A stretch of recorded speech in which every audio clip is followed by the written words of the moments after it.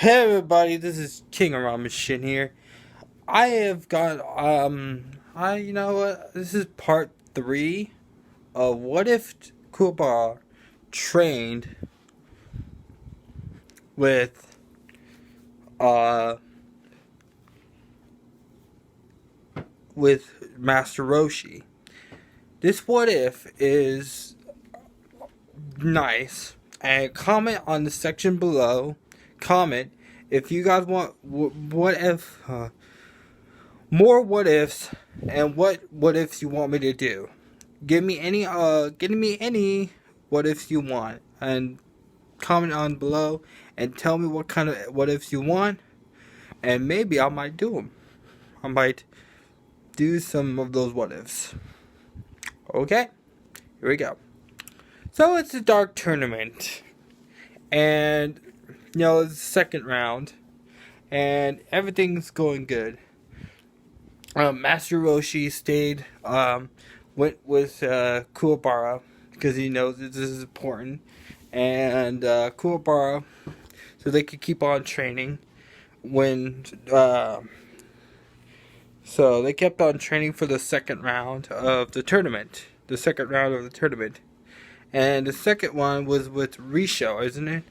I think it's Risho. Yeah, I think it's Risho, the rock guy. Guy with the rock armor.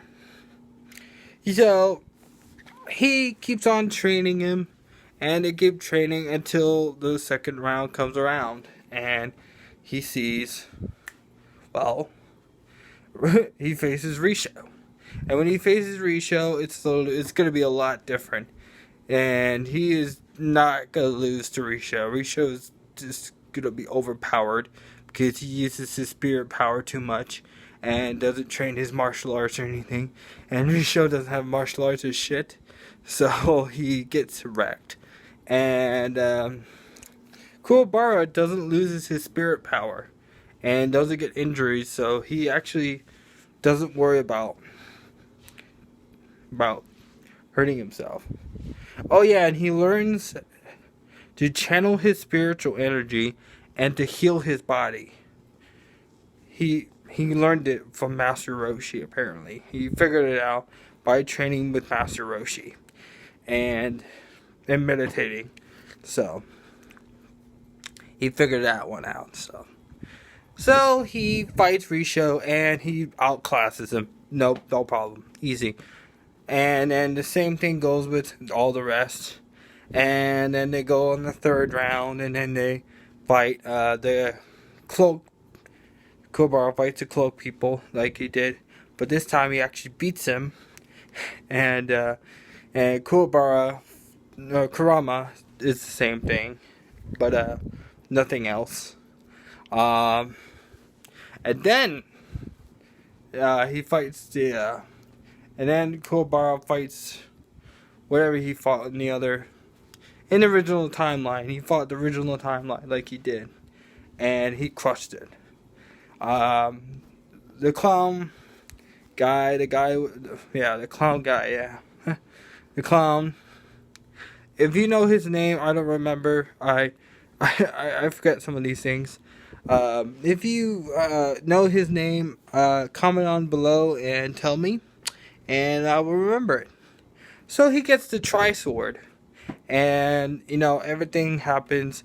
He has to control his dragon of the darkness flame, and Kurama drinks his orb thing so he could transform to his demon Kurama form. But in this timeline, Kuwabara is much stronger in this timeline. So his spiritual energy goes when he activates the tri-sword. It goes even further, and it becomes much powerful, really powerful. And he actually trained with Master Roshi and learns all the same stuff he learned, but better. And he tries to master his tri-sword, and he does. With Master Roshi's help, he helps him master his tri-sword. And well, he then they go to the Elder Toguro tournament where he fights Elder Toguro, and he's not gonna get totally. He's not gonna. He's not gonna be weak like he was in the original timeline. He's actually gonna get better. He's much better, and he actually will. His spiritual awareness is really high. He keeps it on. He learned how to keep it on for a long time, like permanently, like active all the time. So he knows where someone attacks him. He'll know evil spiritual energy. He'll know. It's like second nature to him. So after he fights Elder Toguro, which he actually is more stronger than Elder Toguro, and young Toguro is surprised. He's like, "Wow, he's that's impressive. He got that strong in a couple of days, and he doesn't know that he was training with." And this is the time where Yusuke's master Genkai dies. This is after she dies, and so yeah, and he figures it out really quickly because he got much smarter, and he didn't just get stronger; he got smarter, and he thinks and he says, "If I can't destroy you, I'll have to smash you with one hit, with one all my power in one hit." And he does. He uses the sword, and he turns it into that fly swatter, and he crushes it. And this time, it doesn't just destroy.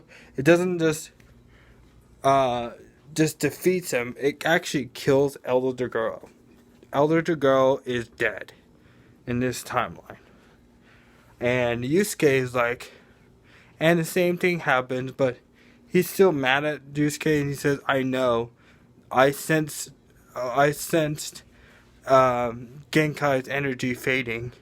I know that she died."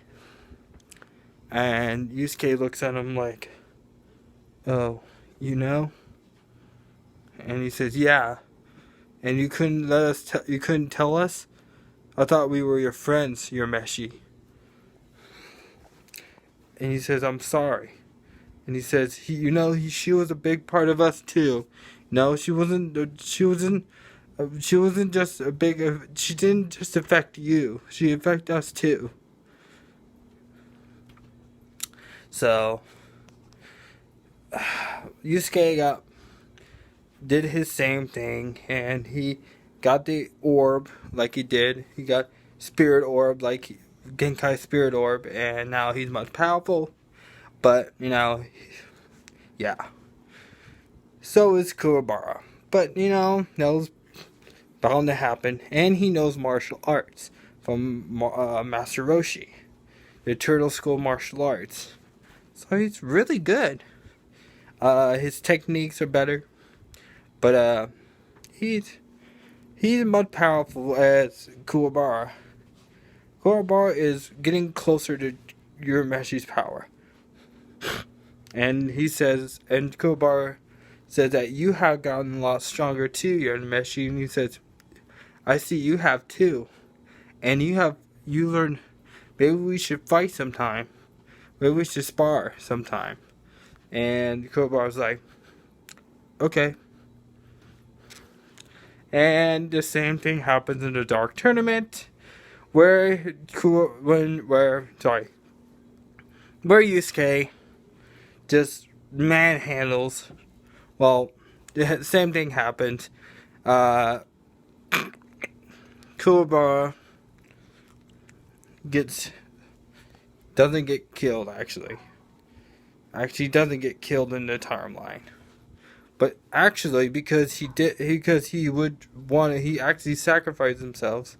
He actually fakes his own death so he can unleash Yusuke's power, hidden power. And so he did.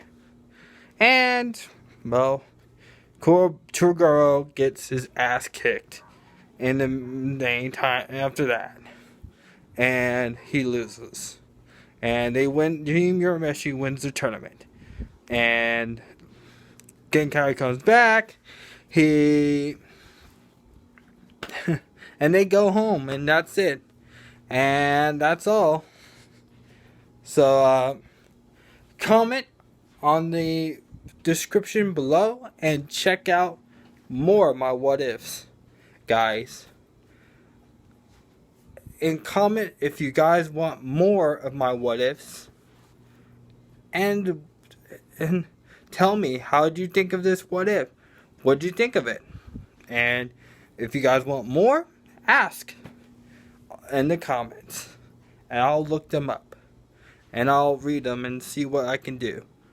Alright. Peace, everybody.